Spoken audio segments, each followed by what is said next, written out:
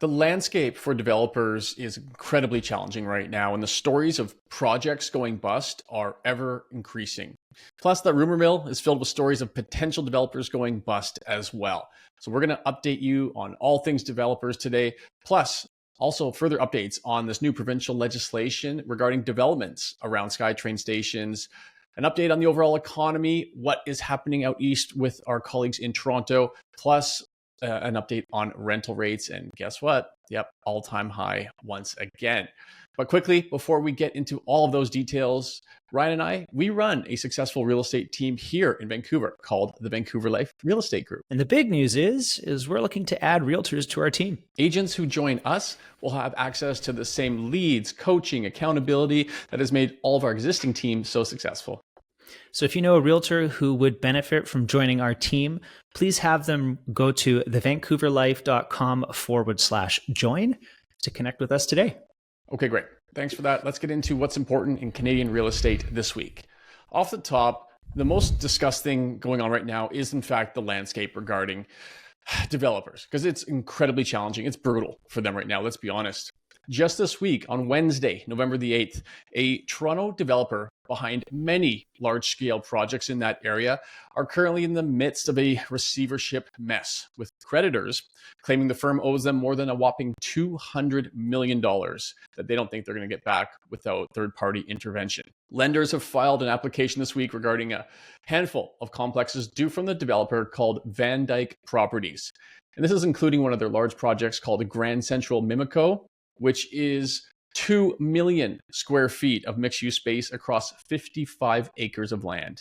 That is a massive, massive development, and that looks like it may go into receivership. And this news, of course, is on the heels of what just happened last week with the One Tower also going into receivership with an estimated $1.7 billion in debt, certain court documents alleged. Closer to home here, lots of rumors going around about projects and developers. And there was an article that just came out on the Business in Vancouver website stating that the rumors may be about local developer Westbank because they are experiencing some financial trouble, stated the website. Rumors have been circulating for a few days, weeks, months, or even a year, depending what circle you're in. And the Globe and Mail have reported that Elliston Construction have disassociated themselves from Westbank's Mirvish Village site in Toronto as well, and is suing for about $8.5 million in unpaid bills. On top of that, there's another 3 companies, including Global Precast, Flatiron Building Group, and BB Glazing Systems.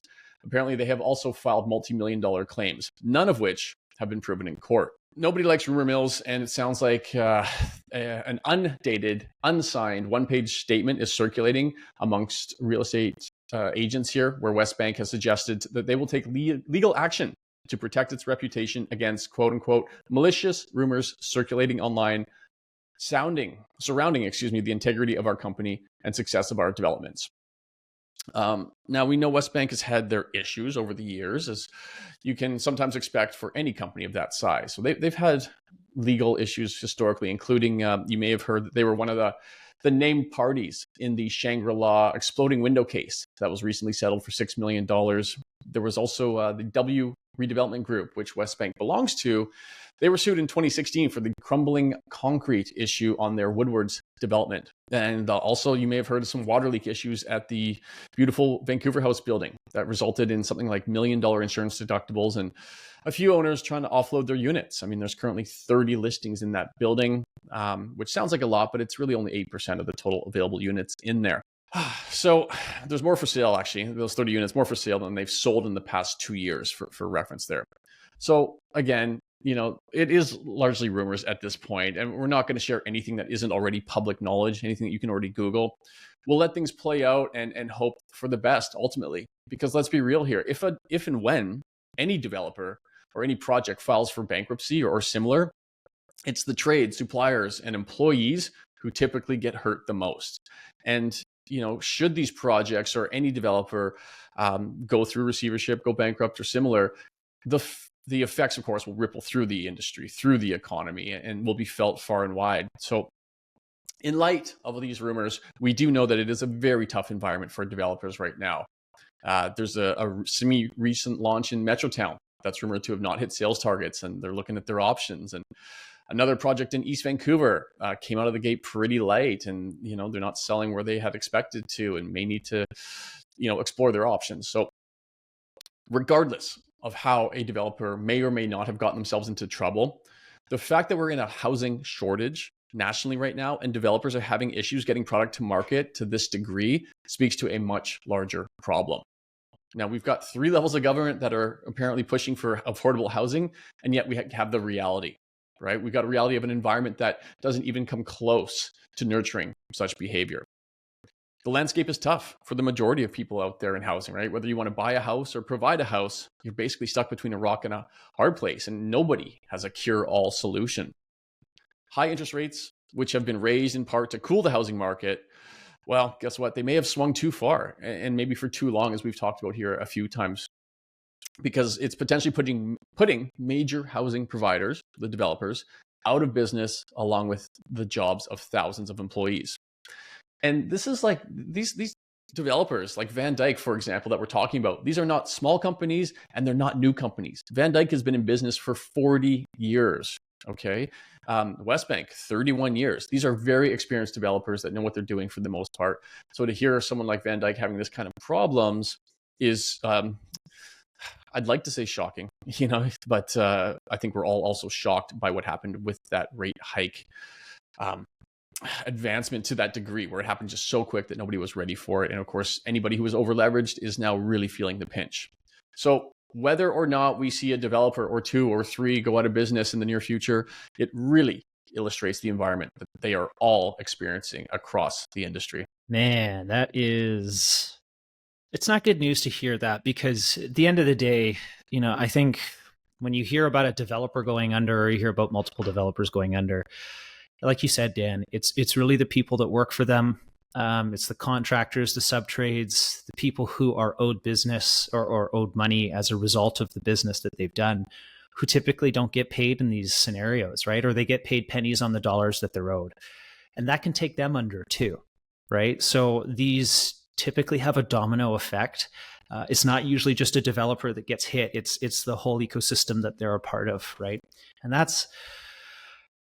it's a big problem. And if you look at it from a macro perspective, this is a blood in the streets kind of thing, which is where we're at right now. And Charlie Munger and Warren Buffett often say that when we enter into a recession, the owners of real estate entering recession, come out of that recession. The real estate survives, but they typically have different owners. And I think we're seeing this, unfold right in front of our eyes here. And it's not going to get any easier. That's the sad part too. Because as we've all heard, or maybe you haven't, the city of Vancouver, the Metro Vancouver's board of directors, I should say, have now implemented new development cost charges in late October that will triple the fees imposed on new construction projects. Now, before I go any further here, it's already a tough time for developers. It's already a difficult time for people buying property. We're going to make it more difficult now. The board has considered putting these development cost increases on hold for a year due to concerns raised by the federal government. But ultimately, the decision was made to go ahead with these new development charges, which will add over $10,000 in new fees for each individual housing unit. So when you consider a tower that's got 300 units, for example, that's $3 million in additional fees that are just going to the city. This will understandably get passed on to the buyers who own these properties, right? So 30% of new construction costs are taxes, government fees. And here we are increasing them even further when we have everybody else screaming for affordability here. So it's a very difficult position that we find ourselves in today, compounded by, these decisions at a time when it really doesn't make a lot of sense. And unfortunately, much like it's the subtrades who really get affected when a developer goes down, it's the end buyer who will ultimately be affected by the development increases here, or the development fee increases here. And another great example that really illustrates how the multiple layers of government that we have in this country are far from aligned when it comes to any type of a housing plan. One sort of takes, and one gives away, and then the vice versa happens. But moving forward here, we've obviously got Ken Sim in power locally, and we've got David Eby in power provincially. And both of them are really trying, at least on a lip service level, to push through some pretty sweeping legislation here to help developers actually build. So while we've got our DCCs tripling, we had some new legislation pushed through this week, which is actually quite huge, where the BC government is pushing to allow high-rise residential towers up to 20 stories tall near all SkyTrain stations and up to 12 stories high near bus exchanges. Okay, this is pretty big. So this is going to essentially become a law of the land here next year, which I'll give you the date shortly. But essentially what they're looking to do is, let's look at it from a topical standpoint here. So for all SkyTrain stations within Metro Vancouver, the municipal governments will be required to allow residential buildings up to a height of 20 stories for sites within 200 meters of one of those SkyTrain stations. Working out in concentric circles, you can go from 200 to 400 meters and build up to 12 stories. And going further from 400 to 800 meters, you can now build up to 8 stories. So this is a sweeping change. If you picture something like, I don't know, Yaletown, right, where they've got a lot of these heritage buildings that are about 4 or 5 stories, imagine that suddenly being 20-story buildings. And this is going to be more exemplified, of course, in rural areas where right now you maybe have commercial at grade and 2 stories above. It looks like that can get pushed through and now be 20. So the legislation was basically pushed through this week, and it's going to obviously affect all major transit hubs, definitely SkyTrain stations and bus exchanges. It was just last week that the provincial government also overrode municipal legislation regarding zoning. Remember, we talked about the Flex plan here, and then shortly after that, all of a sudden, the province said, okay, well, guess what? It's the entire province now that can be rezoned. All single family lots are now rezoned for multifamily, depending on the size from 3, 4, up to 6, and possibly 8 units. Now, there are exemptions, of course, and they will work on the fine print over the next few months here. But like I said, heritage buildings that I have seen are currently being overlooked, which might be something they want to consider here. Again, thinking about Yaletown and those beautiful buildings there, having those steamrolled and put up 20 towers would change that area, change that little beautiful part of Vancouver quite radically. So municipal governments, they can actually approve higher density and higher building heights if they want, but they must meet the minimum established guidelines by our provincial government here. So moving along, and this one is quite interesting because this one may actually be a money saver for developers, which they are all looking for right now. And that has to do with the underground parking. Because underground parking is very expensive to build. It can be as much as 20% of the total construction costs for some apartment projects. And what they're saying is they're basically eliminating the minimum vehicle parking requirements within these areas. So that's going to radically, cut costs, speed up construction, reduce emissions, and so on. So they're picturing all these people that are jumping on the SkyTrain and whatnot. I guess they're showing up on a bike or skateboard or walking or whatnot.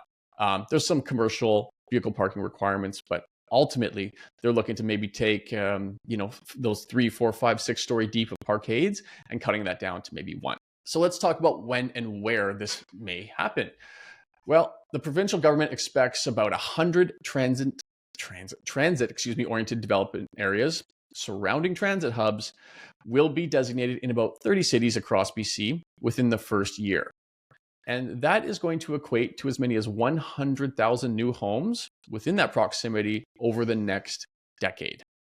And when will this come into force? Well, they look to have it enacted no later than June 30th of next year.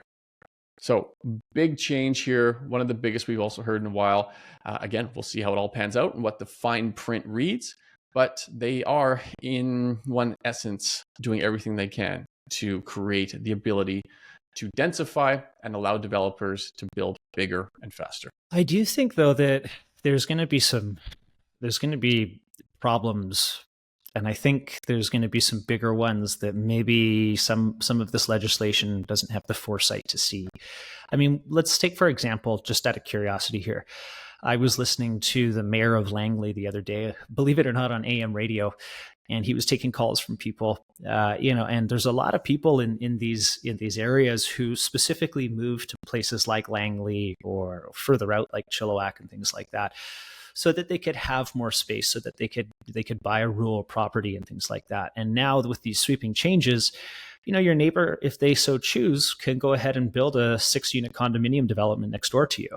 And I think a lot of like the city planning that's gone on for the last 10, even 20 years, last couple decades, is all going to get sort of shoved down the pipe, because at the end of the day, with these sweeping changes, it just goes to show you how disconnected our municipality is to our provincial government, and the level of planning that's been going on for decades is just getting eroded here.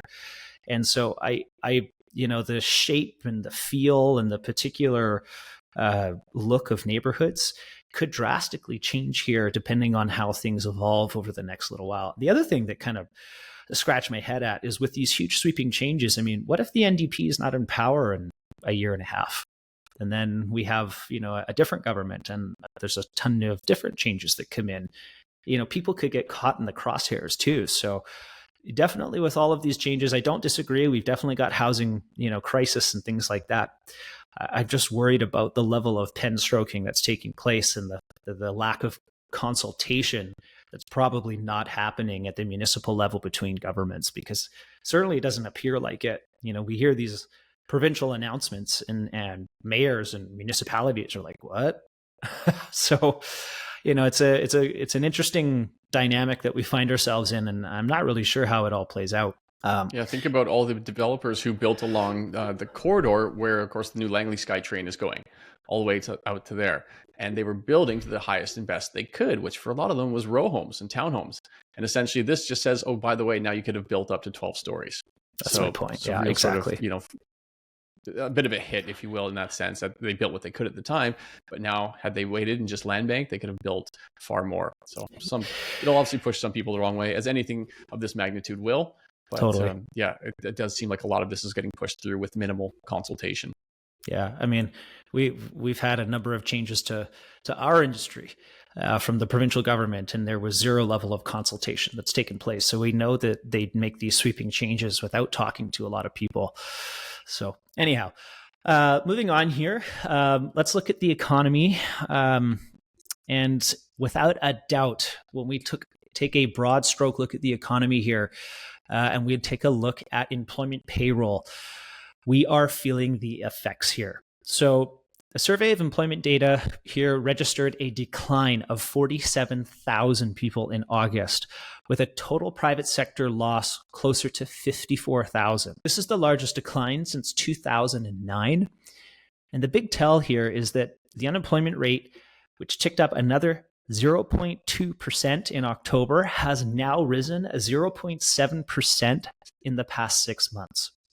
A move of this size has only happened 6 other times since the data started being collected in 1976. So of those 6 moves, 4 preceded recessions. So, I've kind of been saying on the podcast for the last little while here that we're already in one. I think this is a very good example of a piece of data that suggests so, and suggests that it's going to get worse.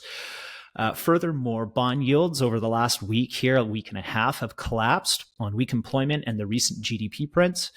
Fixed mortgage rates have followed, dropping 13 basis points, with another 10 to 20 basis points to come. That's actually a silver lining of all of this. But the odds of another BOC rate hike have dropped from 90% down to 20%. So that's essentially no more hikes at this point. I don't see how this happens.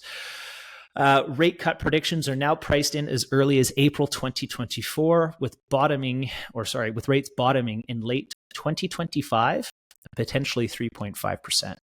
A lot can happen between here and there, and a lot will happen between here and there. But some of these forecasts are coming out now. And again, one of the big things that we talked about here is to look for the change in narrative. And we're starting to see that.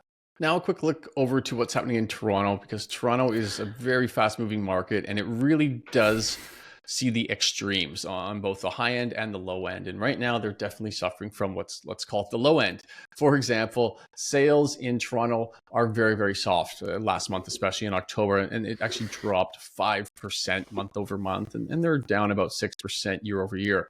But when we really pull back and give that some perspective, the October sales in Toronto were the lowest since 1995. That is going back a very long way. Going back so far that the population in Toronto at the time was about 4.2 million compared to 50% more where it is today at 6.4 million. So imagine adding 50% more people to a city and seeing similar sales volumes. Adjusted for population, those home sales are lower than they were dating back to the global financial crisis in 2008 and 2009.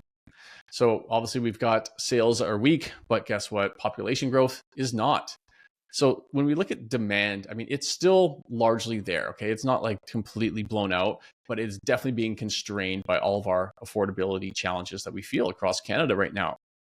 So imagine what happens when those challenges subside or when they're removed, because it's going to take, I don't know, falling prices, falling rates, or rising incomes, or some combination of two or all three or even more of those, where pent-up demand will return, and it will return in force. And this is something that we see time and time and time again. It's just history continues to repeat itself in that sense. Pent-up demand exists in a country where it existed prior to the pullback, and now we've thrown in extra people into the country. So the demand is there, and so historically, on the other side of a downturn, we see sales typically rip higher. We'll see what happens this time. But again, just don't be surprised if and when it happens. And really right now, the question is just how long will that take? So Toronto basically now sitting in a buyer's market across the board when we look at it in general terms. And again, buyer's market, okay, but nobody's buying. So, I don't like that term, obviously, but I just think it's not a buyer's market, it's a slow market. Inventory wise, they are seeing a massive spike. Their inventory is up 50% year over year in Toronto and marks the highest October dating back to 2012, which is super interesting when we're talking about like the pendulum swing here of Toronto.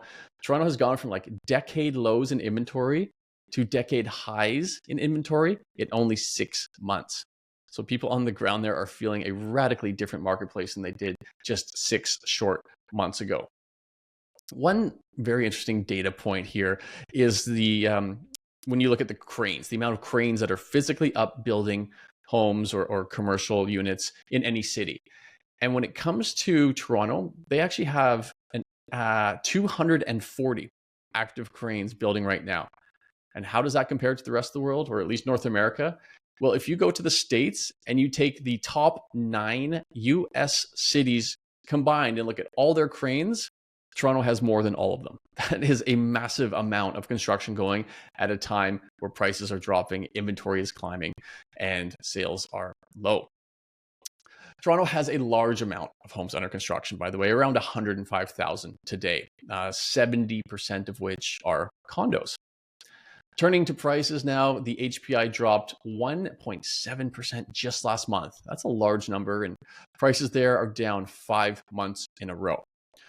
But let's pull back once again and look at the big picture. So quick friendly reminder that prices today in Toronto are still 40% higher than they were pre-COVID, which was just 3.5 years ago. So a lot of people still sitting on equity, but where this goes, we will see. I would definitely expect further downward pressure in prices in Toronto to a pretty big degree through till the new year. Holy cow. I don't really know how to respond to that. That's a massive amount of cranes. Anyhow, it just goes to show the level of exposure that some of these, developers and projects, and honestly speaking, investors and people looking for new homes are in right now. It's quite significant, and all the more reason to get your financing done on a pre-sale before you actually close on it. But that's a whole nother conversation.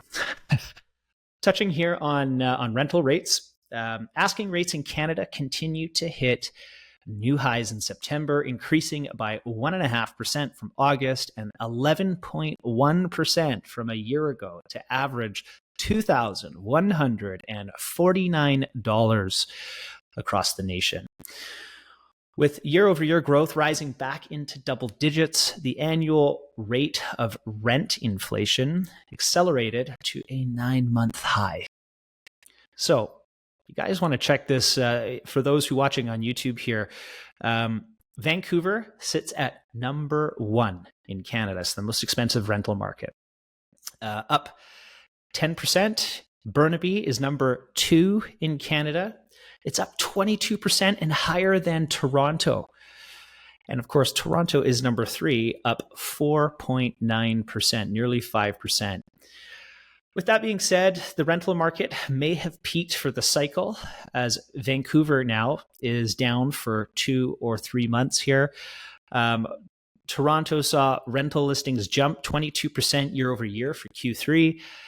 And Toronto rate growth is down from the 2022 peak of 20% to a 10% range today. Oh my goodness. Some good news, but barely any in this episode, unfortunately. Yeah, fascinating to think that it is more expensive to rent a home in Burnaby than Toronto. That I found mind-blowing. I mean, you go up 22% in your rental rate year over year. That'll push you up a few points here, and there you have it. Burnaby is expensive, and it's higher than Toronto by about $85 per month here at $2,700 per month. Vancouver topping out just under $3,000 at $2,976 for a 1-bed, and closing in, it's over $3,900 for a 2-bed rental in Vancouver right now. Astronomical numbers. That's crazy. Okay. So what is going to happen next here?